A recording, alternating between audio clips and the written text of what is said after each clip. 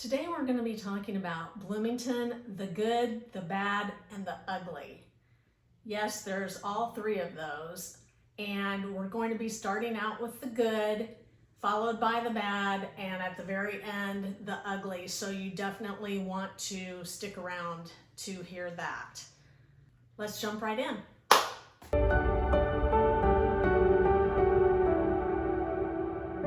I'm Wendy Kohlmeyer. I'm with the B-Town Realty team, and I make a video about Bloomington every week.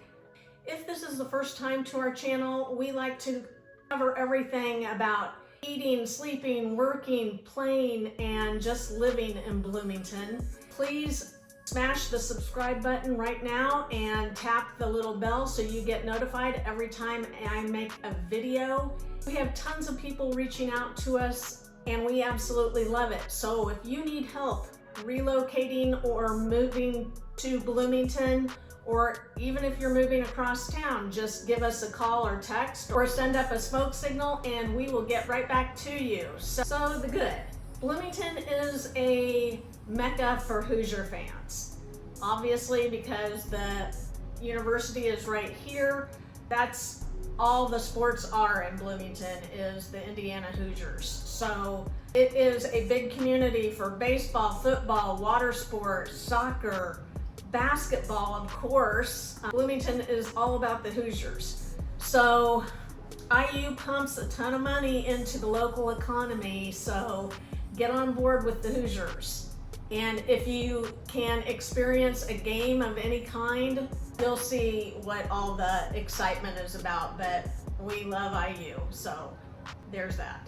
The food scene. We have a diverse culinary landscape in Bloomington, and there are many local restaurants in and around town, many being in the downtown area. The 4th Street area is a place where you can find all kinds of international flavors. Thai, Pan-American, Chinese, all the things.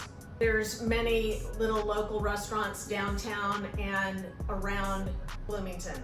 So we do have some bigger chain restaurants as well, but the local restaurants are a fan favorite. We also have local breweries and distilleries here. There's Cardinal Spirits, which is a local distillery that you definitely want to check out. And we have Upland Brewing, we have Lenny's Brew House, we have Bloomington Brew House, we have Switchyard Brewery, so there's all kinds of craft beer if you like that sort of thing. We are also not far from Indianapolis International Airport, which Forbes just rated it for the 4th or 5th year in a row as the #1 airport for ease of use, which is always important. It's a medium-sized airport, but it is very fast and efficient. That's a good thing. And it's only 50 miles from Bloomington, and that's our major airport, right? Also, we're in southern Indiana. We are bordering Hoosier National Forest, and it's absolutely beautiful here. So you need to get out and about to all the different state parks and recreation areas here in Bloomington. It's an amazing scenic experience. And lastly, we have Lake Monroe, which is Indiana's largest man-made lake. And there's all kinds of things to do. I've got many videos on the different recreation areas and things like that for Lake Monroe, so you definitely want to check those out. I will link some links in the description below so you can find out the best places to go. Now, the bad. Let's talk about housing. We do not have much affordable housing in Bloomington, and that's sad, but it's true. Bloomington is a very large rental market. There is a couple new construction neighborhoods going in around Bloomington, but most are headed towards Ellettsville.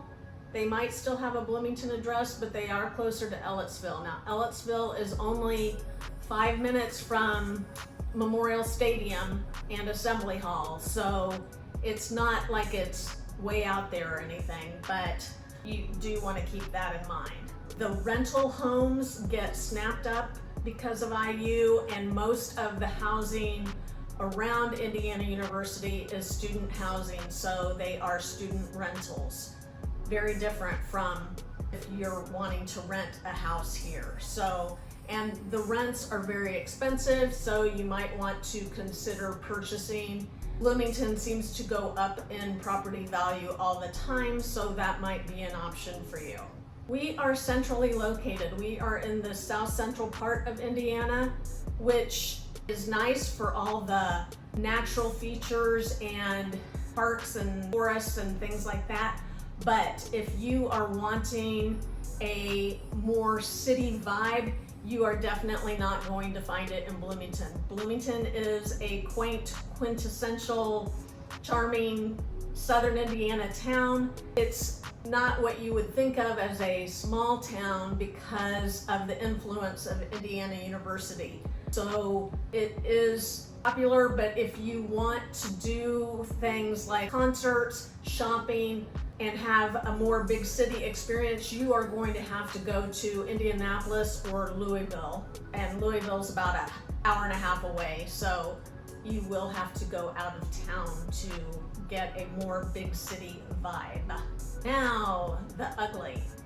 We have several ugly features, and a lot of people would say the weather. Bloomington is very much a four-season community. The winters are icy and snowy, not like up north or anything like that, but we do get our fair share of snow and rainfall.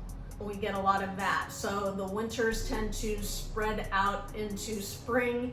We have pretty cold springs and with a lot of rain. The winters are pretty, but they tend to extend for a long period of time, and then the summers can be quite hot and humid.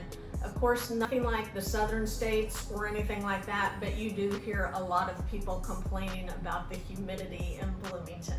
Public transit, we don't have much of that. We have Bloomington Transit, but if you live on the perimeter of Bloomington, you're not going to be able to catch a bus anywhere.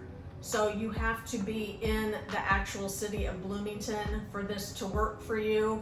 You will have to have a car coming from out of, well, I don't want to say out of town, but the perimeter of Bloomington, you will have to have a car because Bloomington Transit only is for the city. And they do have a rural transit system here, but it's very small, and I don't think it operates quite as frequently as transit systems do in bigger cities. So that's a problem. Bloomington is very much a car culture community. And then you have to pay for parking, so keep that in mind. Safety. If you go on to neighborhoodscout.com, you will see the safety. It doesn't look very good for Bloomington at all, but you have got to realize that in the population of Bloomington, which is over 80,000, they are incorporating in the student population, which is about 45,000. Assault and rapes are higher here, and that goes with living in a university town, right? So there's, not gonna lie here, you know, there's a lot of drunken problems, especially when the Hoosiers win.